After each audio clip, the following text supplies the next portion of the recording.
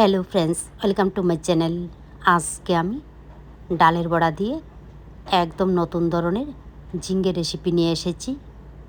নিরামিষ দিনে যদি এমন একটা ঝিঙ্গের তরকারি রান্না করা হয়, তাহলে গরম ভাতে এর স্বাদ দ্বিগুণ বেড়ে যাবে।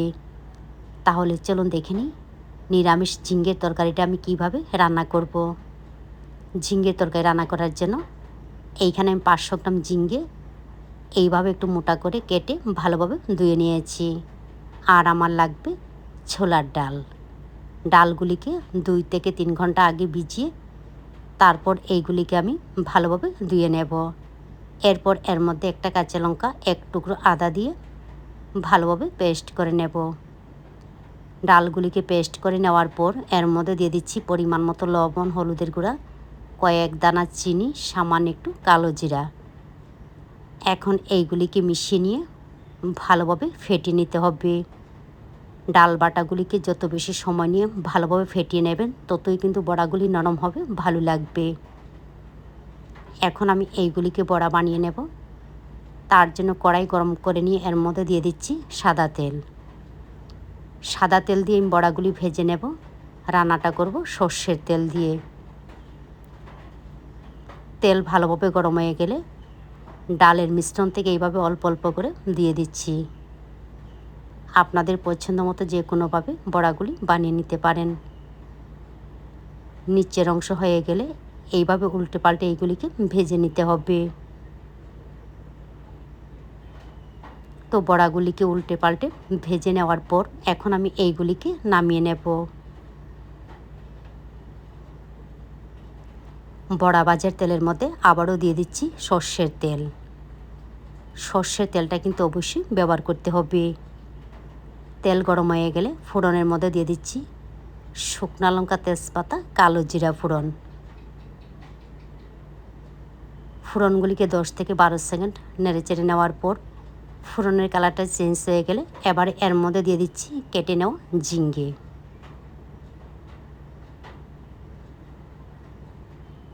ঝিঙ্গেগুলিকে নাড়াচাড়া করে মিশিয়ে নেওয়ার পর এর মধ্যে দিয়ে দেব কাঁচা লঙ্কা বাটা।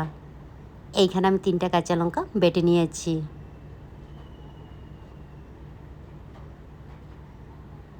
দিয়ে দেব গুঁড়া মশলা। দিয়ে দিলাম হলুদের গুঁড়া, 2 চিমটির মতো লাল মরিচের গুঁড়া। লাল মরিচের গুঁড়াটা যদি পছন্দ না করেন তাহলে কাঁচা লঙ্কা বাটা দিয়ে কিন্তু রান্নাটা করে নিতে পারেন। দিয়ে দিলাম 1/2 চা চামচ জিরার গুঁড়া, পরিমাণ মতো লবণ। দিয়ে দিচ্ছি বেটে নেওয়া পোস্ত। এইখানে আমি প্রায় 1 চামচের মতো পোস্ত বেটে নিয়েছি।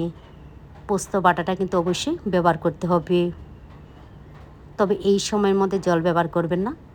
ঝিঙ্গে থেকে যে জল বের হবে এই জল দিয়ে কিন্তু মশলাগুলি ভালোভাবে মিশিয়ে নেওয়া হয়ে যাবে। তো ঝিঙ্গের সঙ্গে মশলাগুলিকে ভালোভাবে মিশিয়ে নেওয়ার পর কম আঁচে ঢাকনা দিয়ে রান্না করব। প্রায় 15 মিনিটের মতো ঢাকনা দিয়ে রান্না করে নেওয়ার পর দেখুন ঝিঙ্গেগুলি খুব সুন্দর কষিয়ে নেওয়া হয়ে গেছে। এইগুলিকে আবার একটু নাড়াচাড়া করে মিশিয়ে নিয়ে এবারে এর মধ্যে দিয়ে দেব জল। এইখানে আমি প্রায় 1 কাপের মতো জল ব্যবহার করলাম। এই রান্নার মধ্যে জলের পরিমাণটা কম ব্যবহার করতে হবে। গায়ে মাখা যাতে ঝোল থাকে এমনভাবে রান্না করতে হবে। পাতলা ঝোল থাকলে ভালো লাগবে না। ঝোলটা যখন ফুটে উঠবে এবারে এর মধ্যে দিয়ে দিতে হবে ভেজে নেওয়া ডালের বড়া। দিয়ে দিচ্ছি আস্ত 3টা কাঁচা লঙ্কা। দিয়ে দেব চিনি লবণটা নিজেদের স্বাদ অনুযায়ী দিয়ে দেবেন, কারণ এই রান্নাটা হালকা একটু মিষ্টি মিষ্টি ভাব থাকবে। এইগুলিকে ভালোভাবে নাড়াচাড়া করে মিশিয়ে নেওয়ার পর আবারও কম আঁচে ঢাকনা দিয়ে রান্না করব। প্রায় 10 থেকে 12 মিনিট পর ফিরে আসলাম। দেখুন খুব সুন্দর হয়েছে। বড়াগুলিও কিন্তু নরম হয়ে গেছে। এখন গ্যাসটা বন্ধ করে দিয়ে এর মধ্যে দিয়ে দেব 1 চামচের মতো কাঁচা সর্ষের তেল। কাঁচা সর্ষের তেলটা ব্যবহার করলে খুব সুন্দর একটা ফ্লেভার আসে। এইগুলিকে আবারও নাড়াচাড়া করে মিশিয়ে নিয়ে ঢাকনা দিয়ে 4 থেকে 5 মিনিট রেস্টে রেখে দেব, তারপর পরিবেশন করব। এইভাবে ঝিঙ্গের তরকারি রান্না করে গরম গরম ভাতের সঙ্গে খেয়ে দেখবেন, ভালো লাগে। ভালো লাগলে অবশ্যই লাইক, শেয়ার এবং সাবস্ক্রাইব করবেন। আপনি ভালো থাকবেন, সুস্থ থাকবেন আর আমার নিত্য নতুন ভিডিও দেখবেন।